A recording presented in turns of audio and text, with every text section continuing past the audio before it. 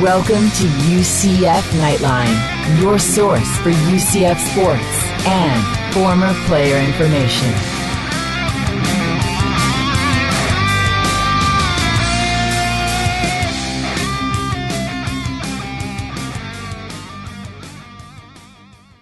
Hello, Night Nation. This is Andrew Phegley coming to you from the 1148 studios. We are back. This is episode number 75. Joining me in studio is Trylko. Hello again, everyone. All right. Well, it's been a while. We just needed to take a little bit of time off. We've got a lot of stuff going on for both of us. We just needed time off. So we took it.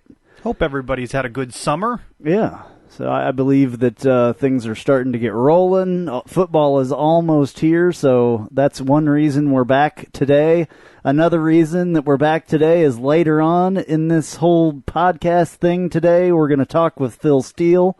And, of course, that's awesome, and that's always a good way to get going with the football season. He's a little bit bullish on UCF, it seems, from the interview. Yeah, well, I mean, you'll see in the interview that I ask him if it was a fluke. He believes that, we'll just say that you have to see what he says. I think it's also interesting, his pick for the 4 schools he would take into the Big 12. Yeah. Does UCF fit into that mix? Find out just ahead. Right. So, yeah, we'll be definitely talking about that. What else? What do you know? What's going on in UCF land since we've been gone, besides, the Big 12 rumors? the never-ending Big 12. Well, we're still not in.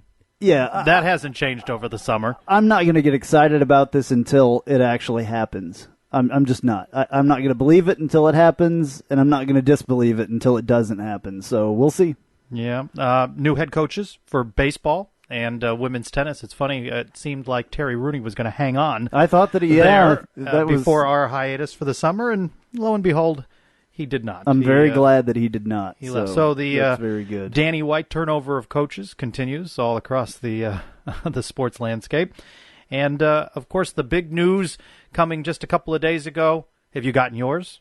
Not new yet. UCF athletics license plate is out. People are buzzing about that. Yeah, I saw a picture of one on like one of the boards or something that somebody had gotten theirs, and we had just renewed like in May with our old one, so we'll have to see how that works out. We don't want to pay. Ours is actually personalized as well, so we don't want to pay that much extra because we do it for 2 years and blah blah blah. So we shall see, but we will definitely be getting one of those. And I don't personally on my car don't have one. On the family car we have one, but on my car I have a firefighter because I'm an EMT, used to be a firefighter, all that stuff. So I don't have one yet, but I will be getting one, and I will be personalizing that as well. And that should be exciting because I will post what my license plate is when we. I was just going to ask, what's the personalization you have now?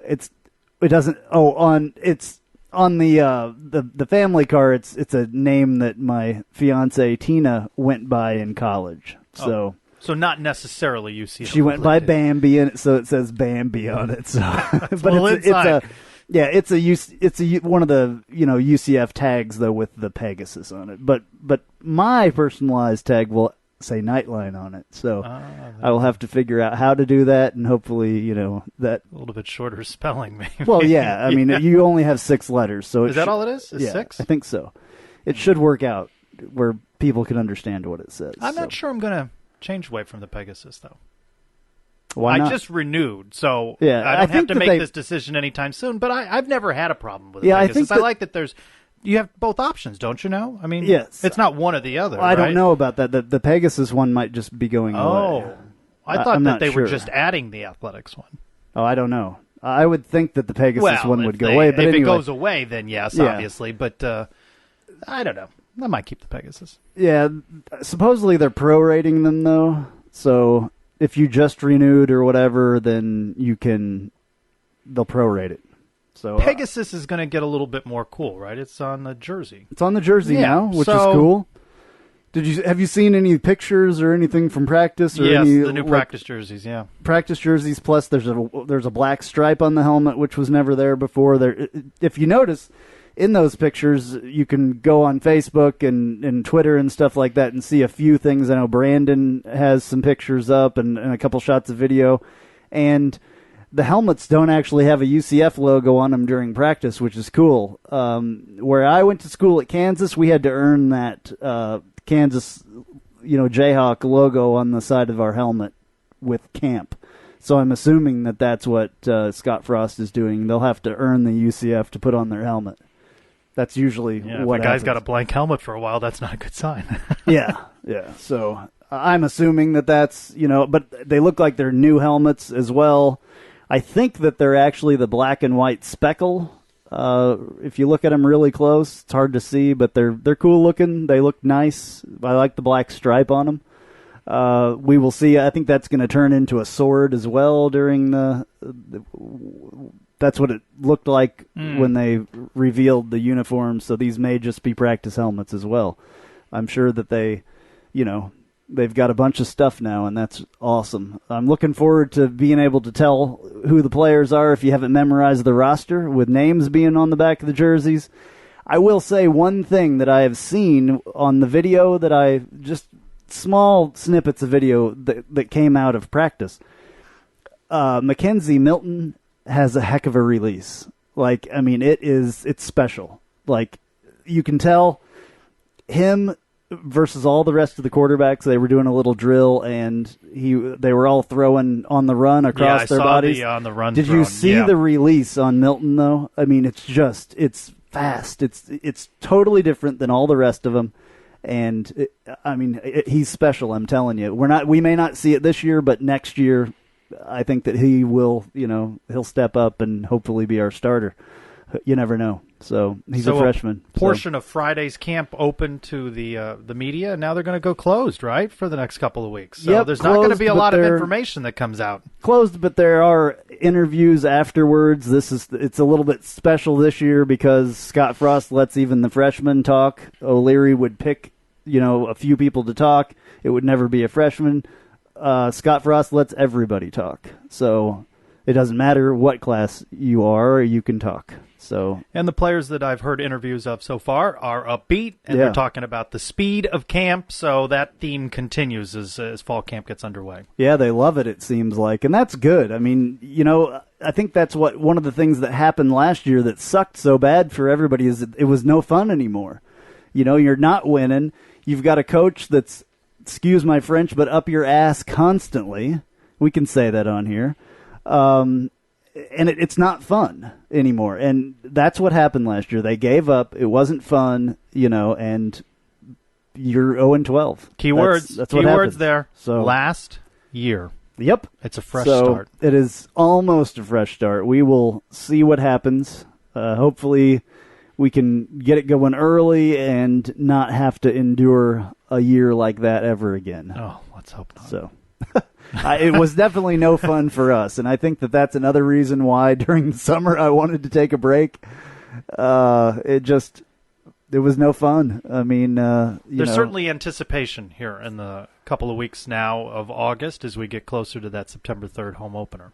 Yeah, speaking of the September 3rd home opener, after every game on Sundays on our podcast, the Knightline podcast, Kyle Israel is going to join us for his segment that he does, after every game. He has confirmed that he will be with us every week. And also, September 4th, mark your calendars, the Sunday following the home opener, we are going to do a live show, and it is going to start at 7. And I'm going to try to have that on multiple channels. I'm going to try to do it on Facebook, YouTube, and Rabble.tv. We'll see if we can do it on all those, but it'll at least be on 2 of those. So we've never spoken to Kyle about a win, have we? I don't think so. Yeah.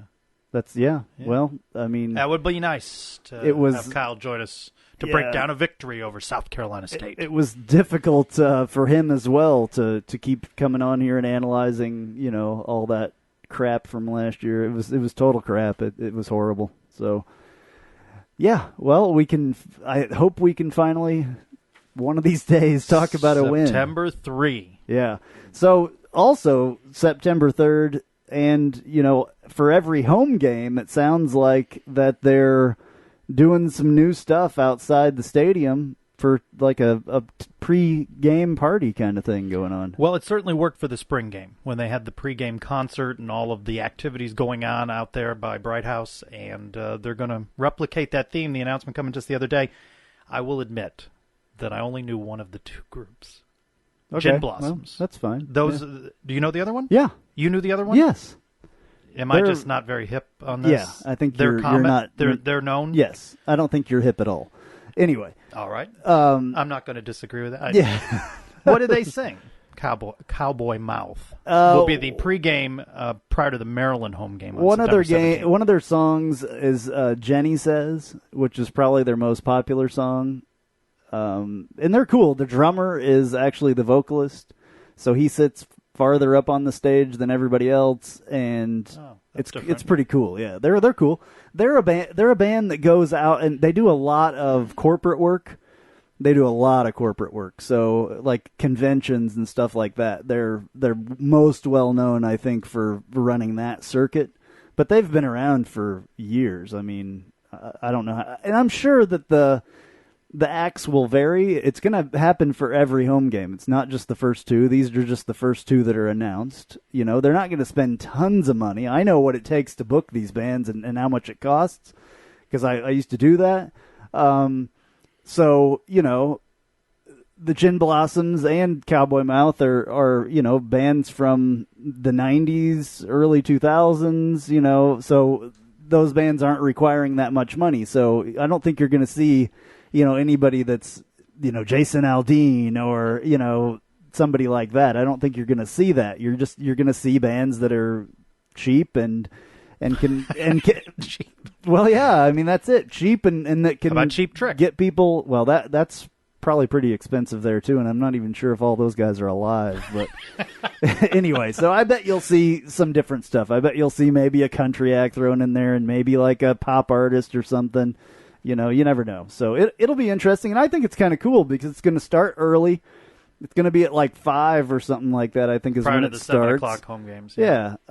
So you can do your tailgating and then come down closer to the stadium, you know, and then I think we do a fine job. I said on Rivals the other day, I think we do a fine job of entertaining ourselves for our tailgates, but this is something that's cool. You know, it's more of a game day experience. It's more of a party atmosphere. You know, you can buy VIP tickets to I guess.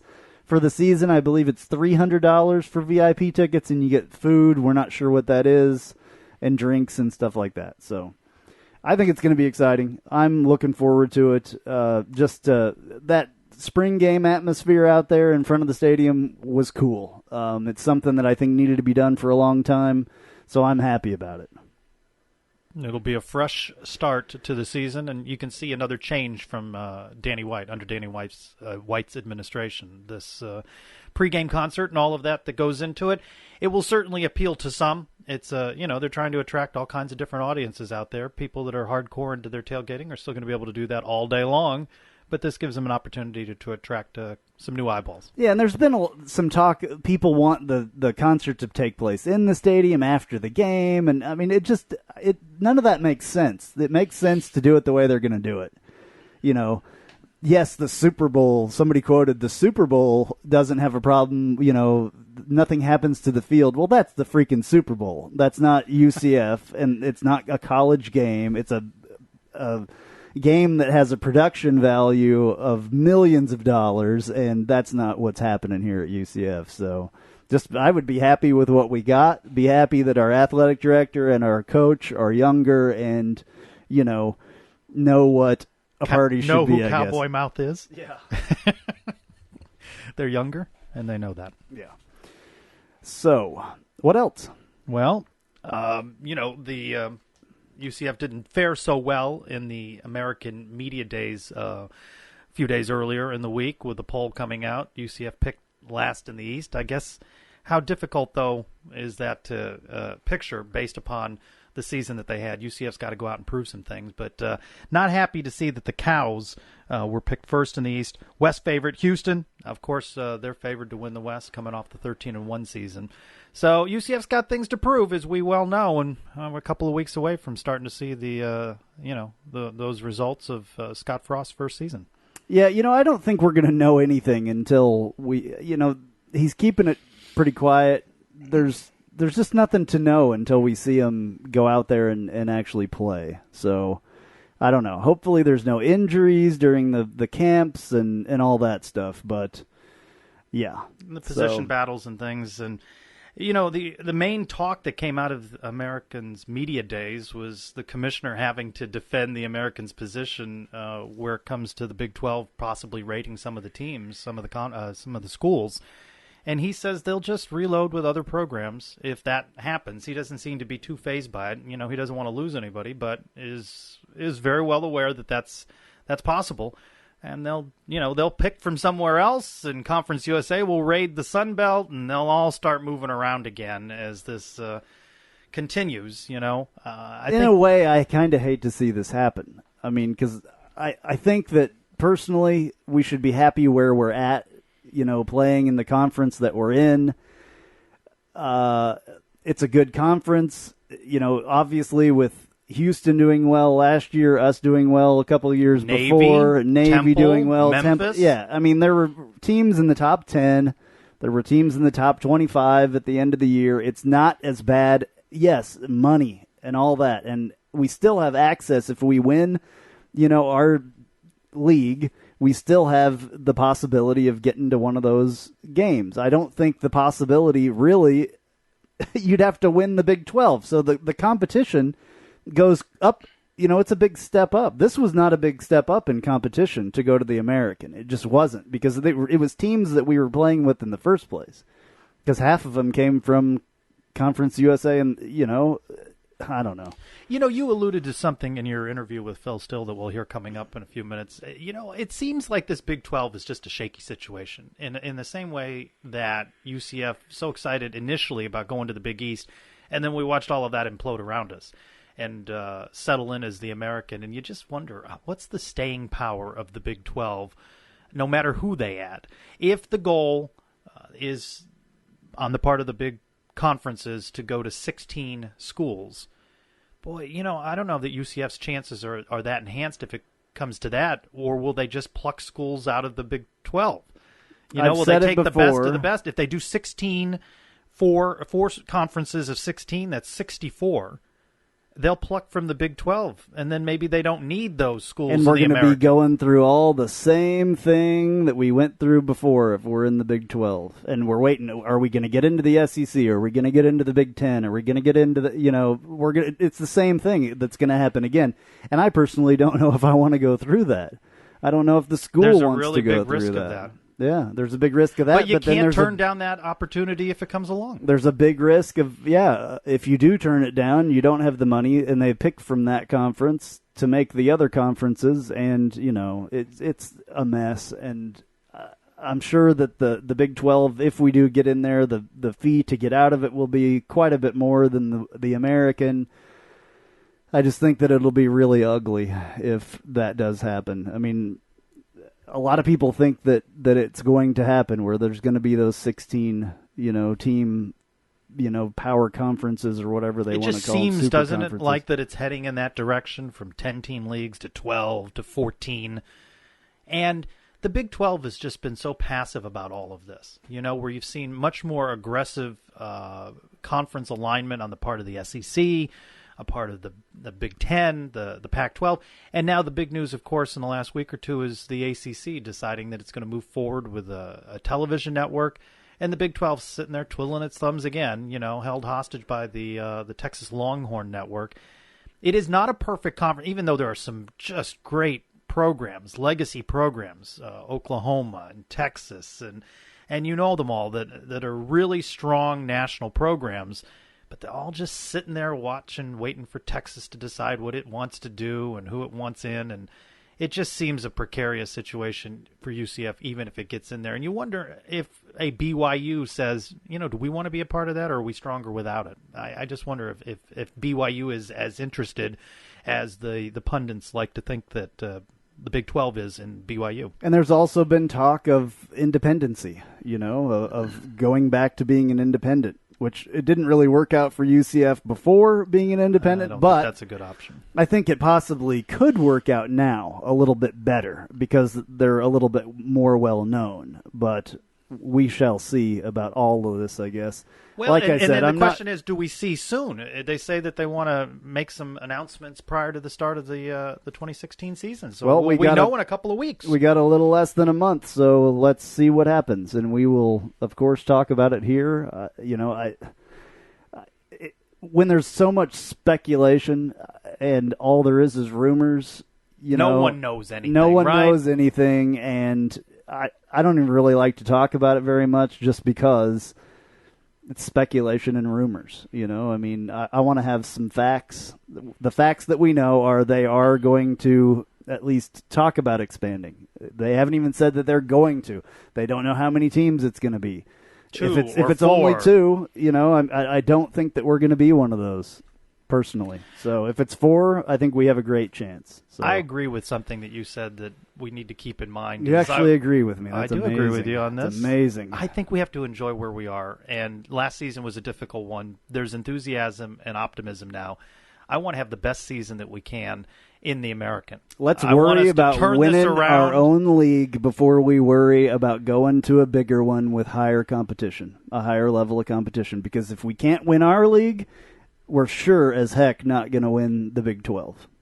And that's not just in football. That is also, as you talked about often during the last season of Donnie Jones basketball. Basketball has been a drag on UCF's prospects. Well, the other thing is you never know if they're going to invite everybody to be all sports. There's been talk of them just inviting football only. I mean, and, there's certain programs at UCF and at other schools that aren't even close to being Big 12 ready.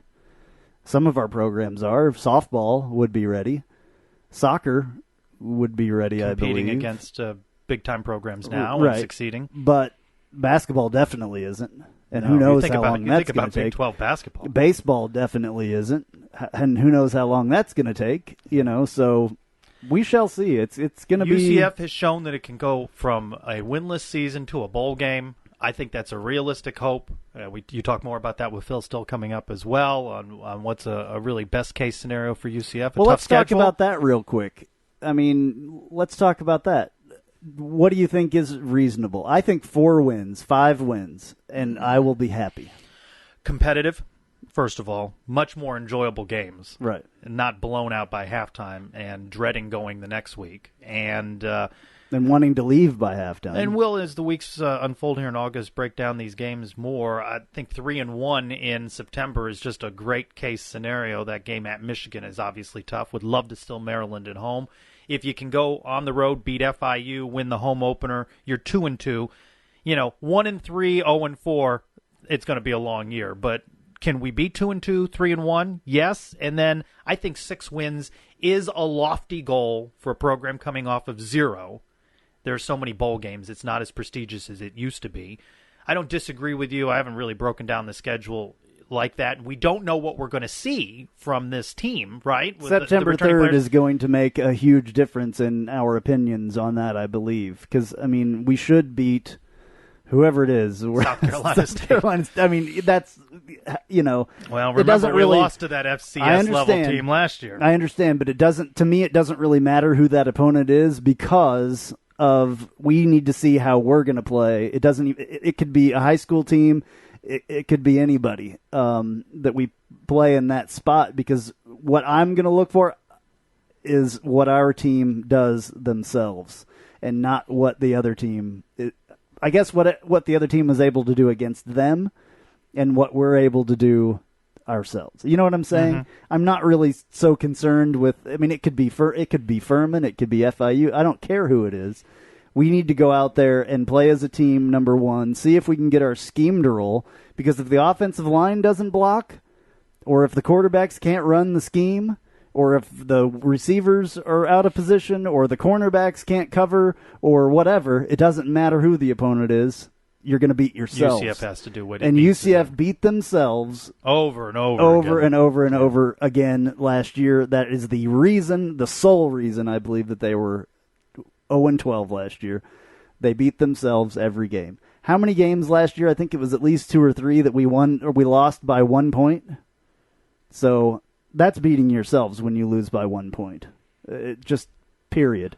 Even the ones where you get blown out, that's you beat yourselves. It's more important. I mean, I would almost rather them go out there and play another scrimmage against themselves. Our number ones against, our number one offensive against our number one defense, and see what happens there. If they're competitive in those tough games, and if they get off to a good start and get some confidence, and these pieces, as you described, both offensive line, offense, the new schemes begin to gel, and there's a chance to get to that 6-win mark and get a bowl game, they may be much more competitive down the stretch with games to play for and meaning in those games.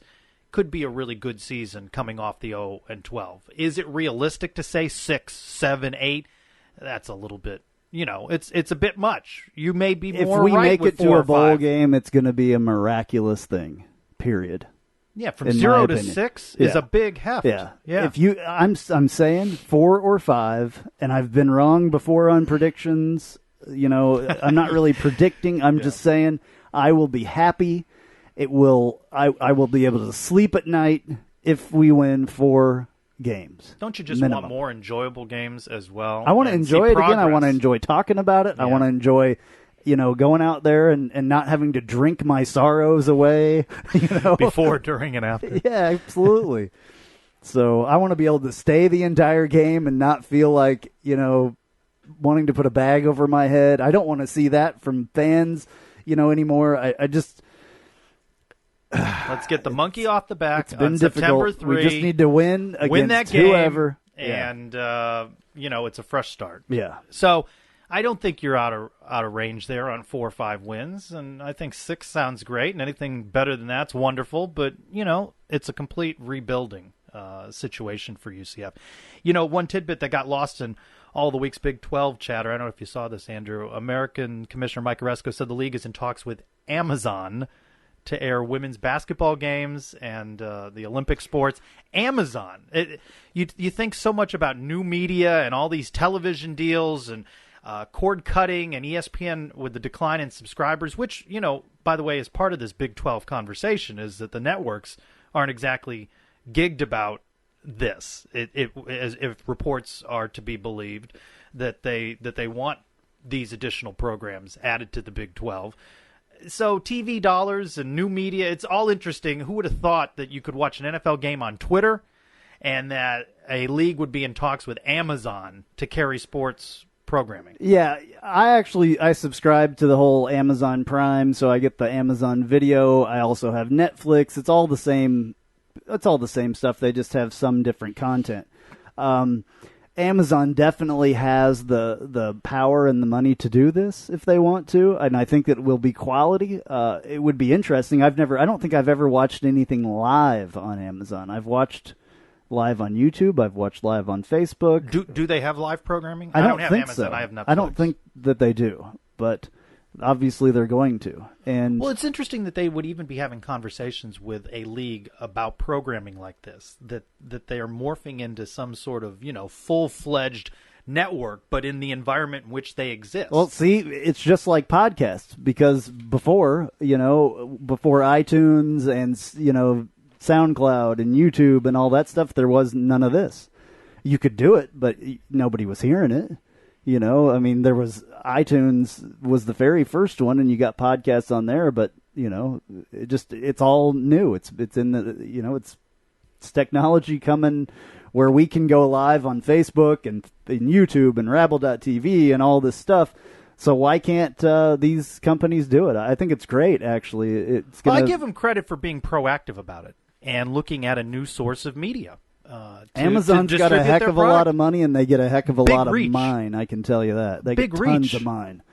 If I wouldn't be able to have this podcast, to be honest with you, without Amazon, because that's where I get like most of equipment and everything else. I mean, just if I need a cable and I need it, in some cases tomorrow, I can get it tomorrow. In some places, I guess here they've said in Seminole County, you can get things even like same day. I get stuff same day, but I guess they're saying that you can get stuff within an 2-hour window, I guess. I haven't done that yet, but I definitely get things some same day sometimes, which is really cool.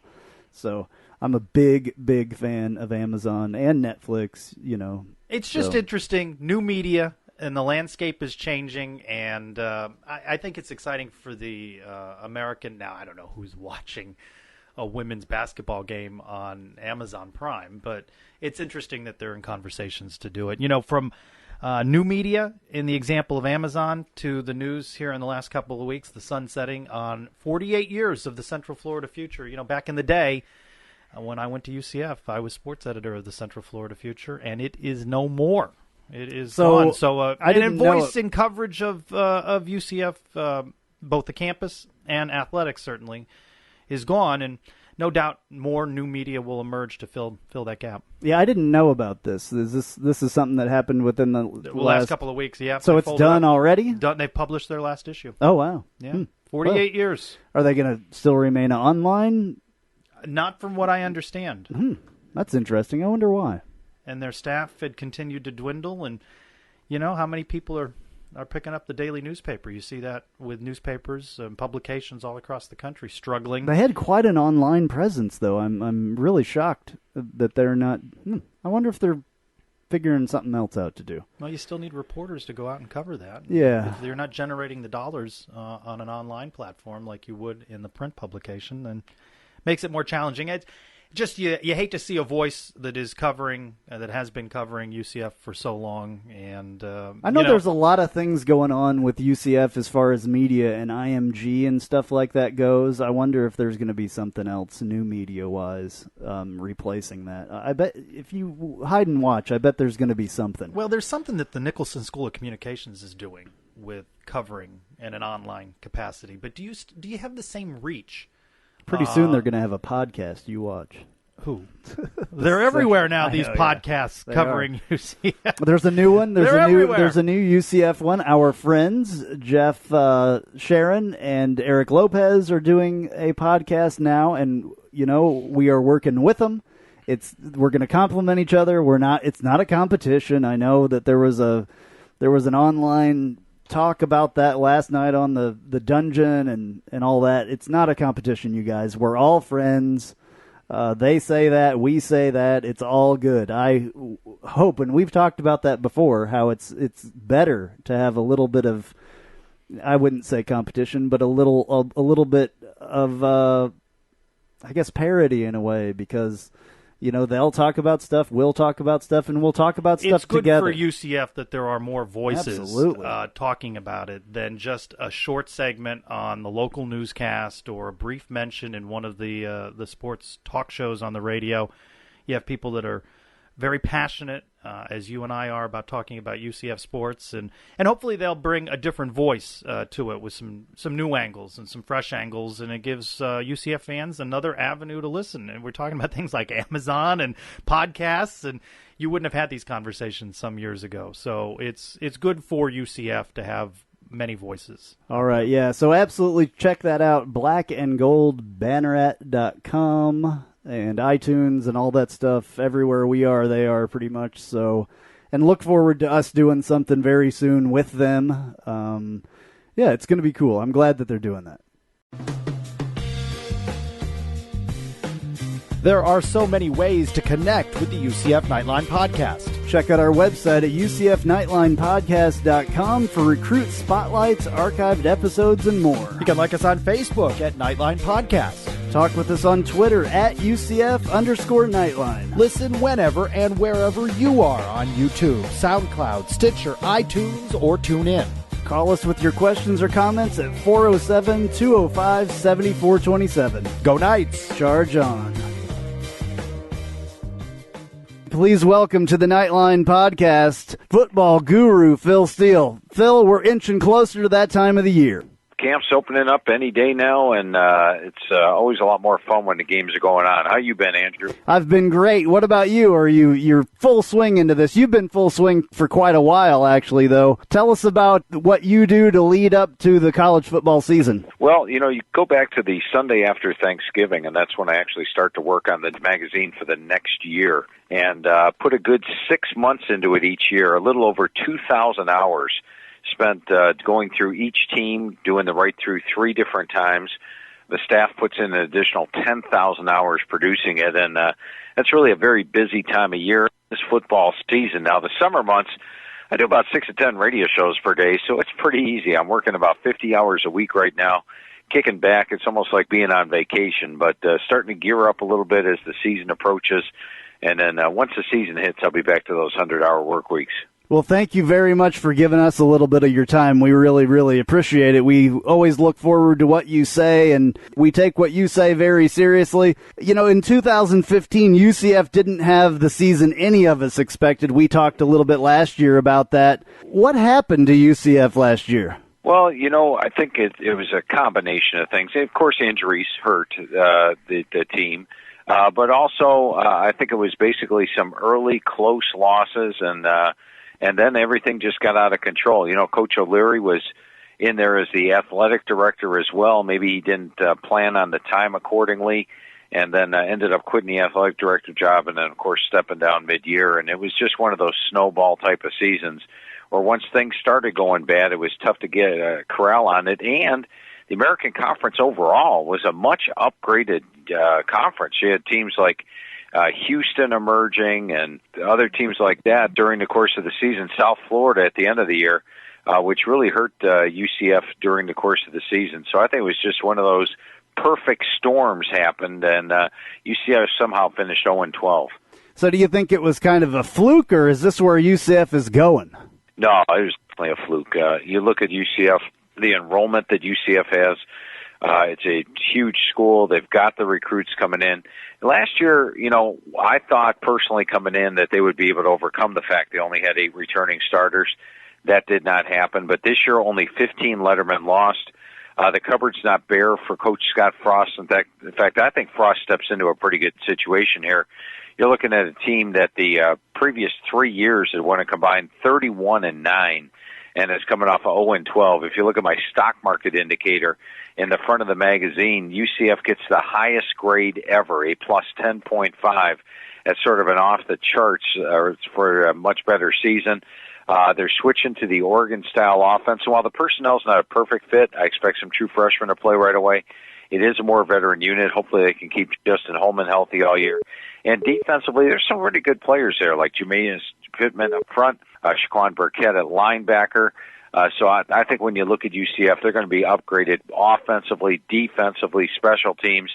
And this is a team very capable of going 0-5 and, probably 1 or 2 upsets away from getting back to a bowl. So how do you think Scott Frost will get this team back on the right track? What's it going to take for him to do that? Well, I think the head coaching change is a nice start because, like I said, what happened last year was one of those things where it just started spinning out of control, and at the end of the season it was tough to get the reins on. But now there's a new guy in charge, got the new attitude from everybody. These players are bad. I mean, like I said, 31 wins the previous 3 years.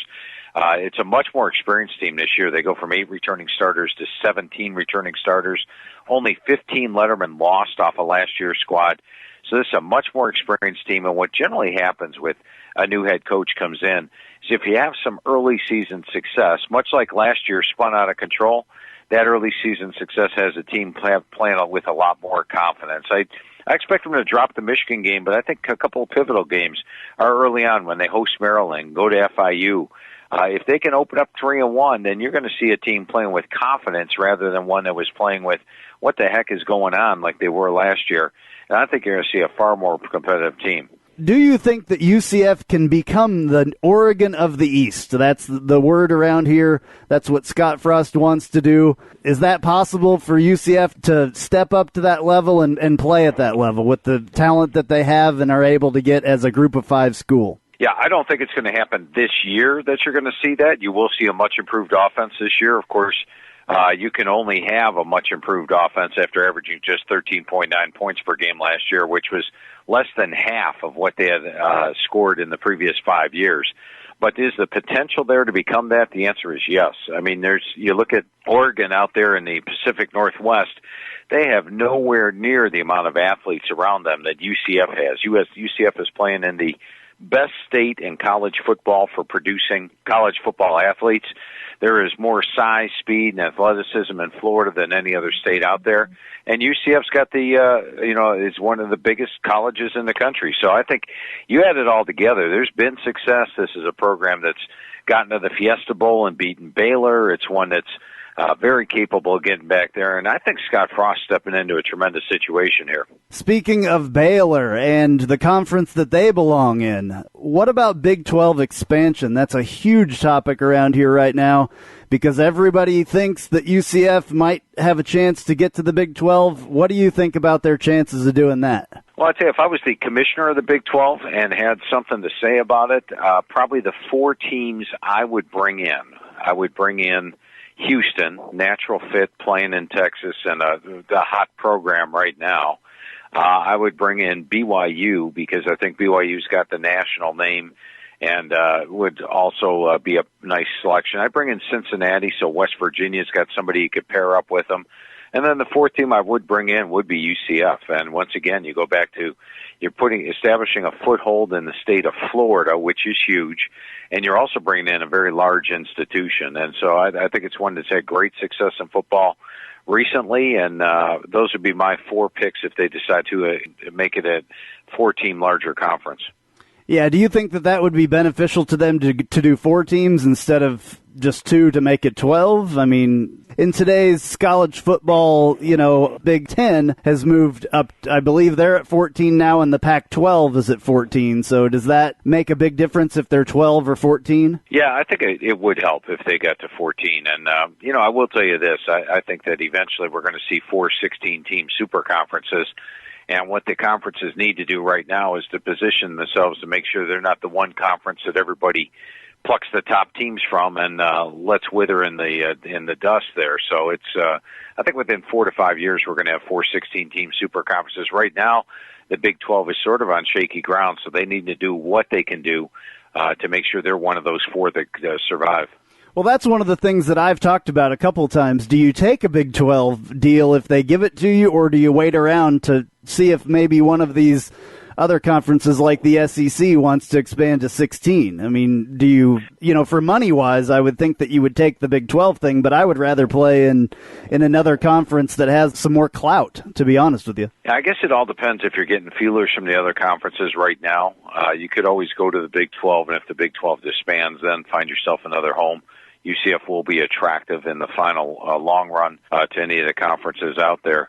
I remember a few years back, when the Big East was one of the 6 conferences that had the automatic BCS tie-in there. They were a BCS conference, and everybody was jumping to the Big East, including Boise State. Remember that? They signed with the Big East. Then they found that their automatic BCS bid was gone, and then they tried to get out of it at that particular moment. Now, and then it turned into the American. So yes, and then it turned into the American Conference, and now it is a Group of 5 conference, as opposed to what everybody thought they were getting when they signed there, which was a Power 5 conference. I'm not going to take up too much more of your time. Everybody knows about the magazine, of course, but I want you to tell us a little bit more about that and ways people can contact you and can find your work. Well, you're a heck of a guy, Andrew. The website is philsteele.com. That's STEELE.com. You can get the college magazine there. You can also get the NFL magazine, which has 4 full pages on each team. That's philsteele.com. You can follow me on Twitter.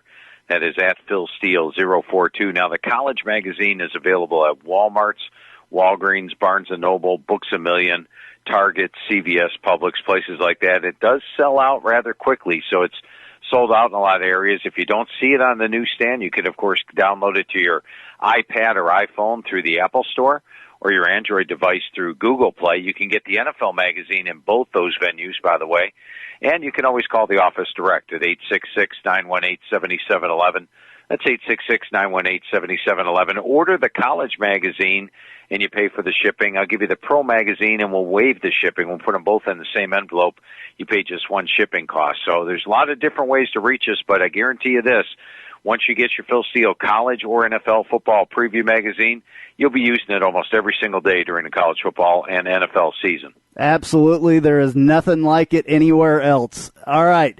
So I have one more question for you, and this is totally non-UCF related. How about my Chiefs? I'm originally from Kansas City. How are my Chiefs going to do this year? Well, I think when you look at the Chiefs, they're a team that's got a lot of talent coming back, and I would list them as a clear team. I've projected them to make the playoffs this season, so I'm pretty bullish on Kansas City. Awesome. Thank you very much. Thank you for your time. We'll look forward to hopefully having you on next year again, and have a good college football season, and thank you again. All right, Andrew, a lot of fun talking football with you today. All right, well, a lot in this magazine. It's the thickest magazine that comes out on college football, and a little bit more of his analysis of UCF includes UCF will have a much improved record this year, but can they go from 0 to 6 wins in just 1 year? As we were talking about earlier, they have 17 returning starters, but will probably play a lot of freshmen this year as the returning players were built for a different offense. I can see a jump of 4 or 5 wins this year, but did not pull the trigger and put them on my most improved list. So he sees that improvement as we keep talking about, and of course just a lot of wait and see as to what the product is going to look like. He was bullish on UCF a year ago and didn't see 0-12, so, everybody in this game, nobody knows until they play the games, right? Well, neither Phil Steele, you or I are psychic, so that I know of anyway, and so we'll just have to see. I mean, I know that that's the easy way out for me to take.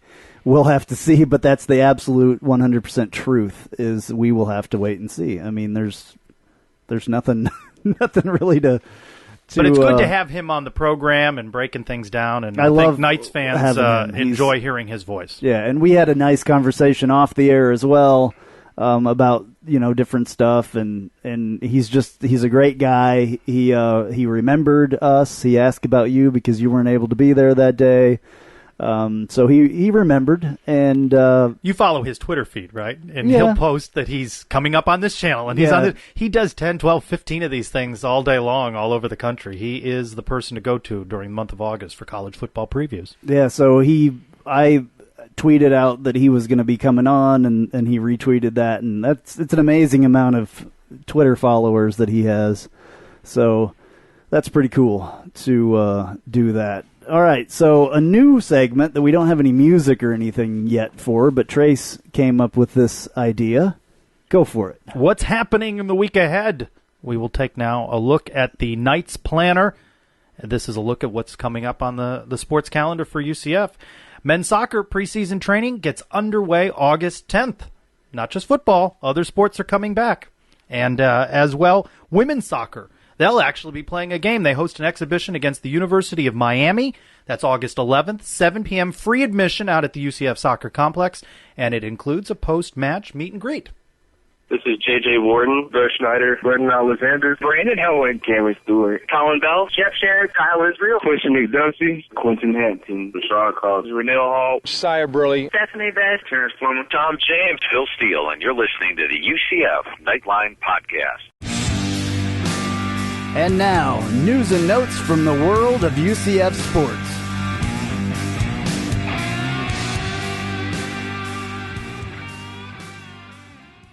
Three transfers to men's tennis. Corey Lovett and Danny Kersnerman join the Knights from Alabama, while Harrison Richmond comes over from the University of Virginia.